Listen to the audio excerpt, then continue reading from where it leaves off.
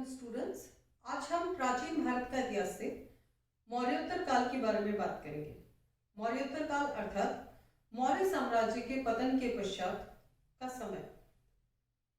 मौर्य साम्राज्य एक विशाल साम्राज्य था और उसके पतन के पश्चात किस प्रकार से कई नए वंशों का उदय हुआ। जब भी किसी बड़े साम्राज्य का अंत होता है तो उसके परिणाम स्वरूप दो प्रकार की स्थितियां बनती हैं। एक तो ये कि कई छोटे छोटे राज्यों का उदय होता है और दूसरी ये कि विदेशी आक्रमणकारियों को निमंत्रण मिलता है। मौर्य साम्राज्य के पतन के पश्चात भी कुछ इसी प्रकार की स्थितियां बनी। कई छोटे छोटे राज्यों का उदय हुआ जिनमें शुंग वंश, कण्व वंश और दक्षिण में सातवाहन वंश थे।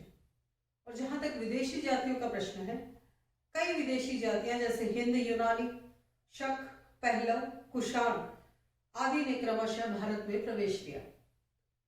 आज हम मुख्य रूप से शकों के बारे में बात करेंगे, शकों के मूल निवास स्थान के बारे में, शकों की शाखाओं के बारे में और भारत में मुख्य रूप से किन शाखाओं ने राज किया और उनमें भी सबसे प्रमुख जो शासक था रुद्रदामन, उसके बारे में बात करेंगे।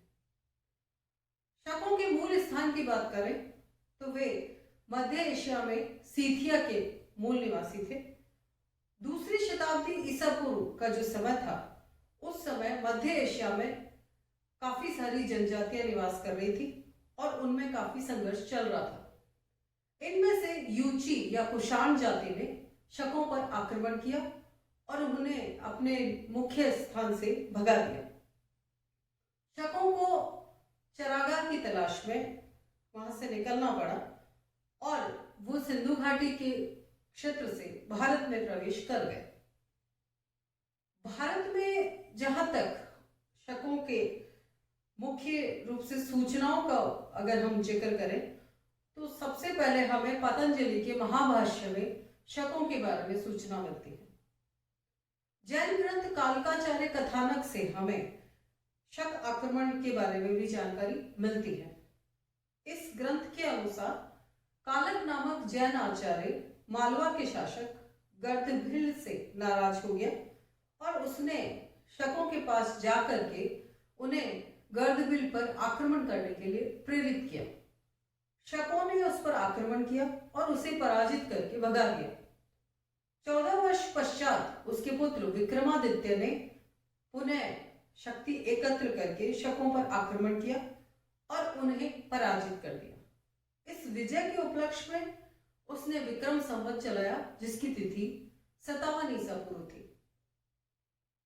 भारत में यदि हम शकों के पहले शासक की बात करें तो वो मावेज था। भारत में शकों की कुल 4 शाखाएं नजर आती है जिनमें तक्षशिला, मथुरा, नासिक और उज्जैन में शकों के राज्य स्थापित हुए। तक्षशिला के शक शासकों का राज्य कश्मीर, गंधार और पंजाब प्रदेश में था। तक्षशिला के शक शासकों का एक मेन कंट्रीब्यूशन ये रहा कि उन्होंने प्रशासनिक व्यवस्था में क्षत्रप प्रणाली का सूत्रपात किया। क्षत्रप का अर्थ था गवर्नर या प्रांताधिपति। ये गवर्नर स्वतंत्र हो जाने के पश्चात भी क्षत्रप की उपाधि रखते थे और उसका परित्याग नहीं करते थे। भारत में मथुरा और पंजाब क्षेत्र के जो क्षत्रप थे वो उत्तरी क्षत्रप कहलाए और काठियावाड़, गुजरात, महाराष्ट्र क्षेत्र के जो क्षत्रप थे वे पश्चिमी क्षत्रप कहलाए। तक्षशिला के क्षत्रपों के अलावा भारत में मथुरा में भी शकों ने अपना राज्य स्थापित किया। इसके अतिरिक्त पश्चिम भारत में शकों ने जो अपना राज्य स्थापित किया उसकी मुख्य रूप से बात की जाती है और इनमें क्षहरात वंश का उल्लेख आता है। सबसे पहले क्षहरात वंश के 2 शासक खास थे, एक तो भूमक और दूसरा नहपान। भूमक के बारे में हमें उसकी मुद्राओं से जानकारी मिलती है। क्षहरात वंश का सबसे प्रतापी शासक नहपान था। नहपान ने अपनी मुद्राओं में अपना राजन के रूप में उल्लेख किया है। नेहपाल का राज्य राजस्थान में भी अजमेर में पुष्कर के आगे तक फैला हुआ था और वैसे उसके साम्राज्य में काठियावाड़, गुजरात, उत्तरी कोंकण, पश्चिमी मालवा, नासिक, पूना आदि के जिले शामिल थे। नेहपाल को गौतमीपुत्र शातकर्णी ने पराजित किया था। गौतमीपुत्र शातकर्णी की माता के नासिक अभिलेख में उसे क्षरात वंश का निर्मूल करने वाला बताया गया है और इसी के साथ क्षरात वंश का अंत हो गया। अब हम मुख्य रूप से बात करें एक और वंश जो कि उज्जैन में स्थापित हुआ था और जो कार्दमक वंश या चस्टन वंश के नाम से प्रसिद्ध है। क्योंकि चस्टन ने इस वंश में एक स्वतंत्र शासक के रूप में राज किया था, इसलिए इस वंश का नाम चस्टन वंश है। चस्टन के राज्य में जूनागढ़ और गुजरात का क्षेत्र शामिल था। उसकी मुद्राओं से ऐसा प्रकट होता है। चस्टन की मुद्राओं पर पहली बार यूनानी, ब्राह्मी और खरोष्ठी लिपियों का प्रयोग हुआ है और इसके साथ ही साथ हमें प्रशासनिक व्यवस्था में एक नई बात नजर आती है कि शक अपने पुत्रों को अपने जीवन काल में ही सहशासक या क्षत्रप नियुक्त कर देते थे, जैसा कि चस्टन ने भी किया। उसके पुत्र का नाम जयदामन था और उसने अपने पुत्र जयदामन को अपने जीवन काल में ही अपना क्षत्रप या सहशासक नियुक्त कर लिया था। जयदामन की मृत्यु के पश्चात उसने अपने पौत्र रुद्रदामन को अपना सहशासक नियुक्त किया और आज हम उसी के बारे में बात करने जा रहे हैं। रुद्रदामन जो कि शक शासकों में सर्वाधिक प्रतापी शासक था। रुद्रदामन के बारे में हमें मुख्य रूप से जानकारी मिलती है उसकी जूनागढ़ प्रशस्ति अभिलेख से, जिसकी तिथि है 150 ईस्वी। चस्टन के साथ उसके राज्य करने का उल्लेख हमें अंधो अभिलेख से मिलता है। अंधो अभिलेख में चस्टन और रुद्रदामन के द्वारा कच्छ क्षेत्र में राज्य किए जाने का उल्लेख मिलता है और ये भारत में 2 शासकों के द्वारा राज्य किए जाने का पहला उदाहरण है। रुद्रदामन के जूनागढ़ प्रशस्ति अभिलेख की जहां तक बात है, ये भारत के इतिहास में संस्कृत भाषा का पहला अभिलेख है। रुद्रदामन की चांदी की मुद्राएं प्राप्त हुई है और इनमें उसके पिता जयदामन का भी उल्लेख मिलता है और इनमें रुद्रदामन को महाक्षत्रप संबोधित किया गया। रुद्रदामन के साम्राज्य विस्तार की जहां तक बात है, जूनागढ़ प्रशस्ति अभिलेख से उसके अधिकार में कई सारे क्षेत्रों की जानकारी मिलती है और इनमें से मुख्य रूप से जो नाम हमें दिखाई देते हैं वो है आकर तथा अवंती, जो कि पूर्वी और पश्चिमी मालवा का क्षेत्र था। अनूप निवृत्त, जो कि नर्मदा नदी के तट पर माहिष्मती का प्रदेश थे। आनर्थ अर्थात द्वारका के आसपास का क्षेत्र। सौराष्ट्र यानी जूनागढ़ का समीपवर्ती क्षेत्र। स्वभ्र अर्थात साबरमती नदी का तटवर्ती क्षेत्र। मरु या पश्चिमी राजस्थान। कच्छ, सिंधु सौवीर जो कि सिंधु नदी का डेल्टा क्षेत्र था। कुकुर या पूर्वी राजस्थान का क्षेत्र। अपरांत या उत्तरी कोंकण क्षेत्र। निषाद अर्थात पश्चिमी विंध्य का प्रदेश।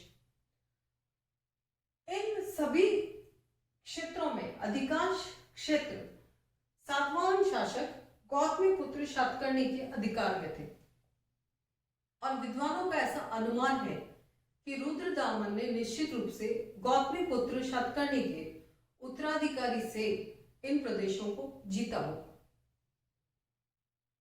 एक और सूचना हमें सुई विहार अभिलेख से मिलती है, वो ये कि सिंधु सौवीर का का जो क्षेत्र था वो कनिष्क के अधिकार में था, और अब ये रुद्रदामन के अधिकार में है। इसका अर्थ यह है कि रुद्रदामन ने संभवतः कनिष्क के किसी उत्तराधिकारी से इसे जीता हुआ। जूनागढ़ प्रशस्ति अभिलेख में रुद्रदामन के द्वारा किसी सातवाहन शासक दक्षिणापथपति को 2 बार हराए जाने का उल्लेख मिलता है। विद्वानों का ऐसा अनुमान है कि संभवतः ये गौतमी पुत्र शातकर्णी का उत्तराधिकारी वशिष्ठी पुत्र पुलमावी रहा होगा। कुछ विद्वान ये मानते हैं कि हो सकता है कि ये कोई और व्यक्ति रहा हो। यहाँ पर हम पुष्टि के लिए एक और अभिलेख की बात कर सकते हैं। कन्हेरी अभिलेख से ऐसा पता चलता है कि वशिष्ठी पुत्र पुलमावी का विवाह कार्दमक वंश के महाक्षत्रप की पुत्री के साथ हुआ था।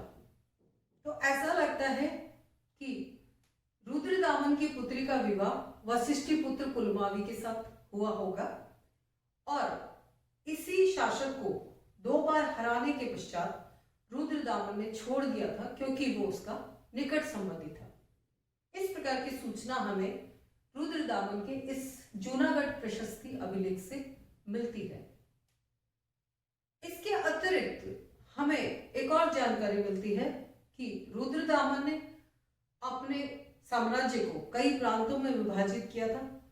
सौराष्ट्र क्षेत्र में हमें उसके अमात्य सुविशाख का उल्लेख मिलता है। इसी के साथ साथ हमें जूनागढ़ अभिलेख से एक और महत्वपूर्ण सूचना मिलती है। वो महत्वपूर्ण सूचना है सुदर्शन झील के मरम्मत के बारे में। सुदर्शन झील का निर्माण चंद्रगुप्त मौर्य ने करवाया था, और अशोक ने इससे कई नहरें निकलवाई थी। रुद्रदामन के समय में इस झील का बांध टूट गया था, और रुद्रदामन ने अपने निजी कोष से इसकी मरम्मत का कार्य आरंभ कराया, और यह कार्य सौराष्ट्र क्षेत्र में उसने अपने गवर्नर सुविशाख के निरीक्षण में करवाया। और अब जो उसने बांध बनवाया वो पहले की अपेक्षा 3 गुना बड़ा था, और सबसे अच्छी बात तो ये थी कि उसने इस कार्य के लिए प्रजा के ऊपर किसी भी प्रकार का कर का भार नहीं डाला। जूनागढ़ अभिलेख से रुद्रदामन के व्यक्तित्व पर विस्तृत रूप से प्रकाश पड़ता है, और इससे पता चलता है कि वह एक युद्ध कुशल शासक था और एक अच्छा प्रशासक भी था। वह संगीत और व्याकरण में रुचि रखता था, प्रजा हितैषी शासक था, अनावश्यक हिंसा का विरोधी था, साहित्य का प्रेमी था, और उसके समय में ही ये संस्कृत का सबसे पहला अभिलेख लिखा गया था। और यह भी पता चलता है कि वह प्रजा पर अनावश्यक करों का भार डालने के पक्ष में नहीं था। इस प्रकार से रुद्रदामन हमें शक शासकों में सर्वाधिक प्रतापी महाक्षत्रप के रूप में दिखाई पड़ता है। रुद्रदामन के पश्चात एक लंबे समय तक शकों की इस शाखा ने राज किया, और आखिरकार गुप्त वंश के चंद्रगुप्त विक्रमादित्य के समय में शक साम्राज्य का विलय गुप्त साम्राज्य में हो गया, और अंतिम शक शासक के रूप में रुद्र सिंह तृतीय का नाम हमें पता चलता है।